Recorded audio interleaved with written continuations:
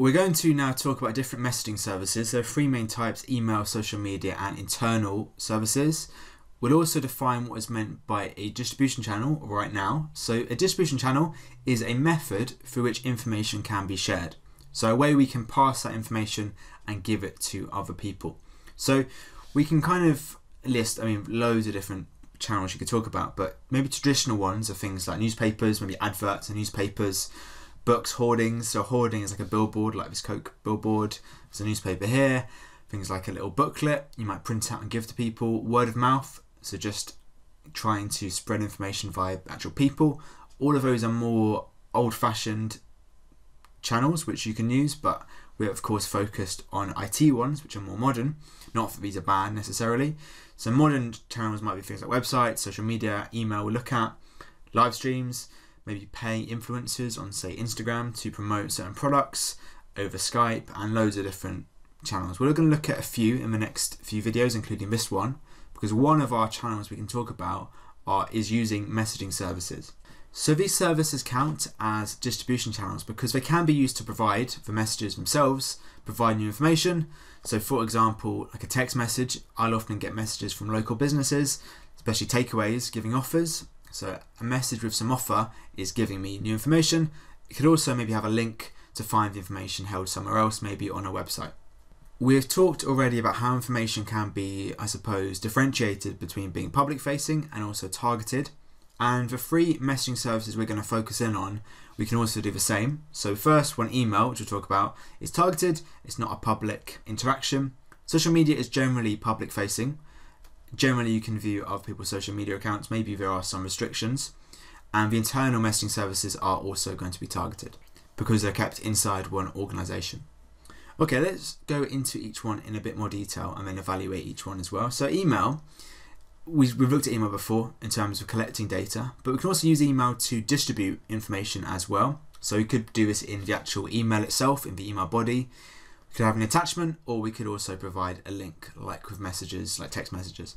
So this email here coincidentally came about 45 minutes ago from Adidas.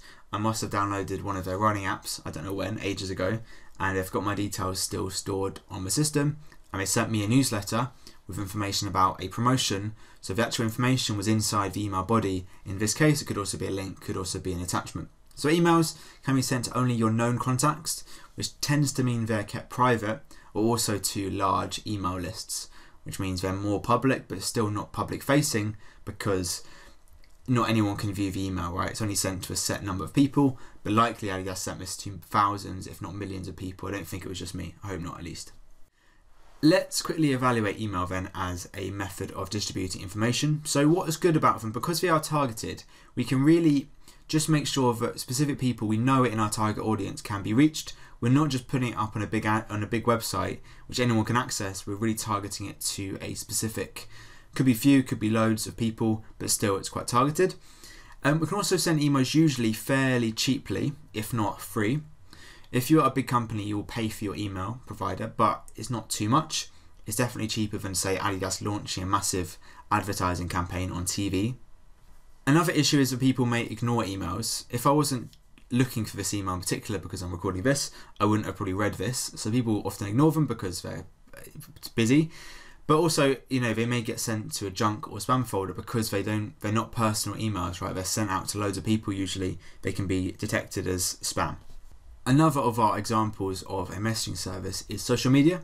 So social media is an umbrella term really for any website or application which allow people to communicate and share information. So things like LinkedIn, which is mostly for businesses and sort of your professional life, right? You might upload your CV effectively on LinkedIn. So you probably haven't got LinkedIn because it's mostly for people who have jobs and looking for new jobs and so on. It's quite professional. Twitter is more for quick sharing, often of news, so tweets are quick messages, small messages, so only 280 characters, I believe, or 260 characters.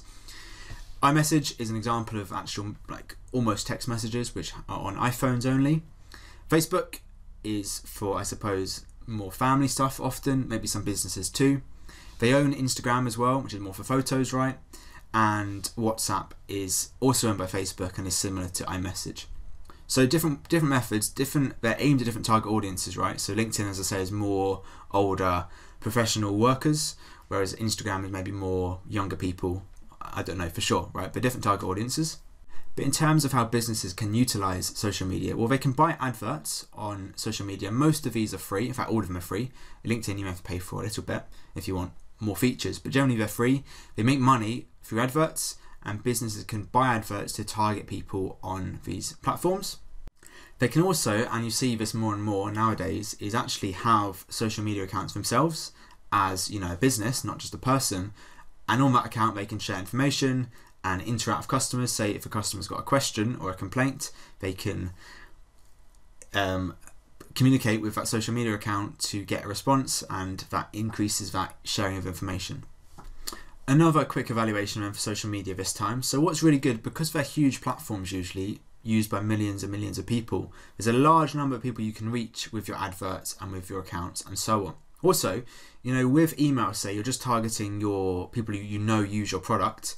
On social media, because it's so big and because it's a public facing platform, non-customers may also see your messaging. So your information may be deliberately shared with your customers who follow you, say, but it can also be shared with people who are not your customers, and so perhaps your size of your customer base can grow. However, because it's public facing, your accounts are quite big targets, and so you may well be targeted by hackers. There have been lots of cases of brands being hacked, maybe by a rogue employee or by someone who's guessed a password. And obviously, because it's such a big platform, if a brand gets hacked, that can have a huge effect on data being leaked, or also just embarrassment. Because, you know, there's a lot on social media, a lot of trolls, a lot of offensive messages, which can sort of get unintentionally attached to certain brands on social media, which may sort of may impede your core message, right? So if you are a supermarket tweeting about a new offer, but all of your replies are about people moaning about your service, say, that can sort of limit the message you're trying to communicate. So because social media is so big, that's a good thing, but also that attention can be not so good when people are being malicious. Our final messaging service to look at is an internal messaging service. So social media and email are both external messaging services, but also there are internal ones. And this means, by internal, we mean communicating within one organization. So messages being sent within one organization, one business, one school, one government, say. And because it's within such a small group, all messages are inevitably targeted because the public can't see it. It can't be public facing if it's internal to one organization. Examples include Moodle. So Moodle is a virtual learning environment used by lots of schools and also universities. So UCL is a big university in London. They use Moodle to upload lectures and assignments and so on. Maybe schools do the same. On this service, there is also a messaging component, so you can send messages to people. There's a forum or forums, you can send messages and get replies and so on, so you can communicate like that. Microsoft Teams is another example used by more and more schools. Here again, teachers can upload resources and so can students upload work. And there are different ways to chat to people, so you can chat one-on-one or in group chats. You can also post to a channel, and a channel can be seen usually by more people, but again, still within one organization.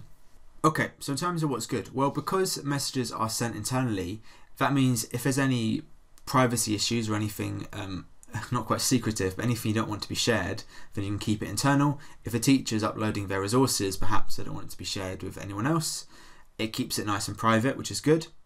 And often these services have different either channels or threads, basically we're separating different chats. So on the left hand side here it's quite small, but there are different classes, and so you can select each class and it separates the chats so they're not all put together, which is quite useful.